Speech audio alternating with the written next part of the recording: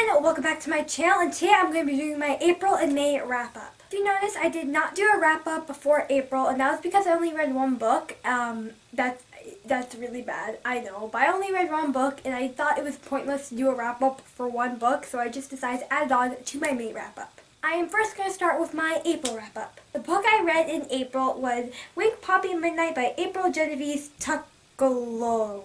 This was one of my most anticipated reads of the year. I'm not really going to tell you what it's about just because it is kind of like a mystery thriller novel and I don't want to give too much away. But long story short, I did not like it. I gave this book a 78%, which does seem a bit high considering I said I don't like it, but there were parts of it I liked, just majority of it I didn't like, and it just wasn't what I was expecting overall. Expecting more suspense and more thrilling stuff happening in the book, but really it was kind of slow, not really a climax. The premise, as I said, is really cool. I just personally didn't like it, and I don't really want to get too much into it just because this is the kind of book that you want to go into not knowing anything. But I just personally did not like it. It wasn't what I was expecting. I wish it was better because if it was better, this probably could have been an amazing book. Now I'm going to talk about the books I finished in May. The first book I finished in May was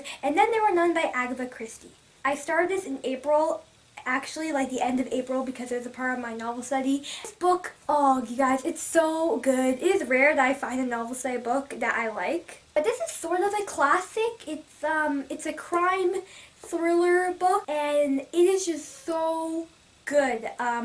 Oh my god, I can't even wrap my thoughts around how good this book was. It's an old book. It was written in the 1930s, and usually I don't like old books, but this book was so good. The writing literally just sucked you in, and it was fantastic. And Then There Were None is about 10 strangers who get invited to an island, and you know, they don't know anyone on the island. They were invited by a friend, and the person that invited them turns out not to be there at the island. And then slowly, one by one, each of them start dying. Oh, I just hit myself with a book, wow. One by one, they start dying, and they have to figure out who this murderer is. And I'm not going to say anymore because, again, this is a book you don't really want to know much about going into it, even though the title kind of gives away the ending, but you know, whatever. Even though the title does seem like it gives away the ending, which it kind of does, the ending, you will never guess, okay? The whole point of this book is to find out who the murderer is. You will never guess who the murderer is, okay? I know people who are like, oh, I can guess a plot twist whenever, or, you know, I know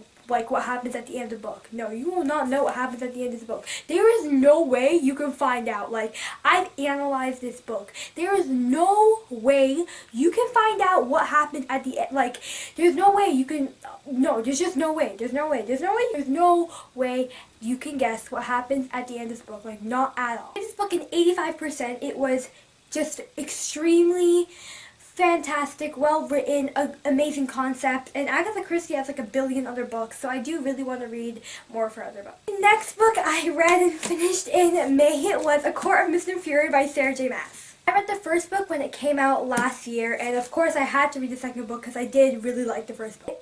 Oh my god, you guys, this book was so good. It's a nice, hefty, chunky book, and every single page of it was amazing. I gave this book a 98%. Like, it is so good. One of my favorite releases of the year, probably up there with Lady Midnight. It was just fantastic. Like, there were so many sexy scenes, which I love my sexy scenes. Like, I love them so much, and this book was literally just filled with them, which was fantastic. I feel like for almost like every book in this pile, I've said, oh, I don't want to get too much into the plot because I don't want to spoil it, but for this one, I actually can't say anything because I don't know if you guys have read the first book, and if you haven't, I don't want to talk about this book because there will be spoilers. If you have not picked up this book because you didn't like the first book, I urge you to pick up A Court of Mist and Fury. Like, it's just so good. It's so good. It's so good. Like, all I can say is that it's so good. I love it so much. Like, I honestly wish I could meet Sarah J. Maas and just talk to her about it. Like, I just wish I could because she's just, oh, Sarah J. Maas has a way with words, honestly. I feel like every book she writes, like, each book after that just gets better and better and better and better and better. After reading Akamath, I wanted to read some light contemporaries because I was feeling more in the lovey-dovey mood. I picked up The Brilliant Light of Amber Sunrise by Matthew Crow. This book, first of all, had a gorgeous cover. Like, look at this cover. Just look at it. Look at it. It's ombre. It's gorgeous. It's probably the most gorgeous cover, like one of the most gorgeous covers I've ever seen, ever. This is about a boy named Francis. Is that his name? Francis, yeah, that's his name. He is diagnosed with cancer, and he goes into a treatment program, and he meets this girl named Amber, and she has cancer, and then they start bonding, and, you know, he's feeling better about himself, and he actually realizes also getting better physically. His cancer is getting better. Amber, he finds out that she's not doing as well as he is. This book I honestly kind of bought for the cover on Book Outlet, but I do like books about people who are sick, and I was expecting a lot out of this book, but really, it was just so bad. Okay, this book is so bad, I'm giving it a 52%. And that is literally just a passing mark.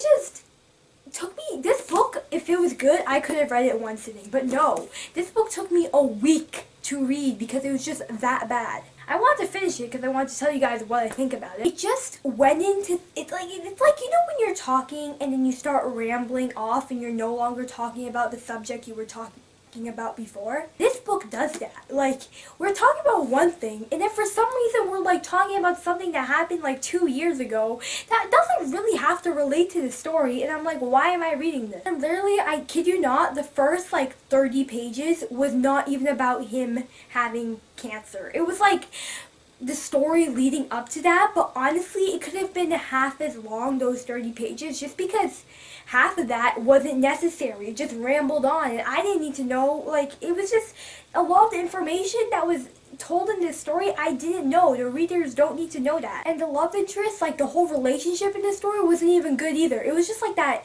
I'm usually not picky when it comes to romance. I don't, like, I'll read that cheap romance. Like, I like that sort of stuff, but this stuff is bad. It's just bad. It's everything about this book is bad.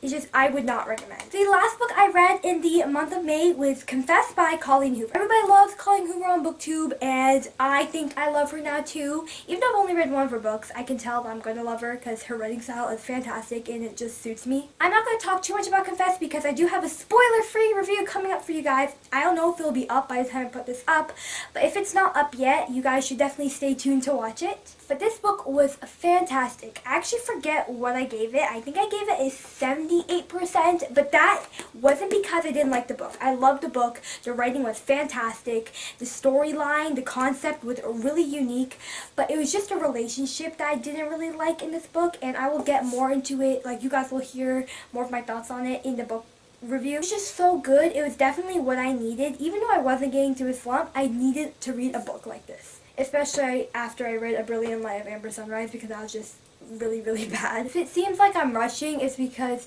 my camera's about to die and I don't want this to cut off at the end of the video. So if you guys haven't picked up Colleen Hoover, I definitely recommend you do. She, like, you probably think, oh, Flynn, you're crazy. You've only read one of her books. How do you know if you like the rest?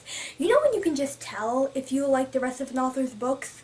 I feel that, and I haven't felt that in a while, but Colleen Hoover, ooh, she is a work of art, just brilliant. That is it for my April and May wrap up. I am talking really fast because my camera is literally on the verge of dying. Thank you so much for watching, and I'll see you on my next video. Goodbye!